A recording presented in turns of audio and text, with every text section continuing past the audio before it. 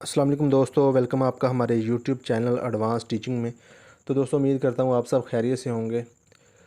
तो दोस्तों काफ़ी लोग ये चीज़ ढूंढ रहे हैं और कुछ ने मुझसे भी पूछा है कि सर कोई इजी शॉर्टकट बताएं जिसको यूज़ करके हम जो है वो अर्निंग कर सकें। तो दोस्तों आज की इस वीडियो में मैं आपको एक ऐसा शॉर्टकट बताने जा रहा हूँ जिसको यूज़ करके आप अर्निंग कर सकते हैं। और उसी शॉर्टकट को यूज़ करके दोस्तों मैंने तकरीबन 1 घंटे में जो है वो 5,000 अर्न किया है। तो बेसिकली वो शॉर्टकट है क्या? तो दोस्तों आज मैंने क्या किया, अपने घर का जो है ना स्टोर रूम को विज़िट किया मैंने, और वहाँ पे देखा मैंने एक पंखा पड़ा था जिसे हम टेबल फ़ैन बोलते हैं। वो एडिशनल पड़ा था, इस्तेमाल में भी नहीं था। तो मैंने क्या किया, उसे उठाया और मार्केट में जाकर जो है वो उसे सेल कर दिया।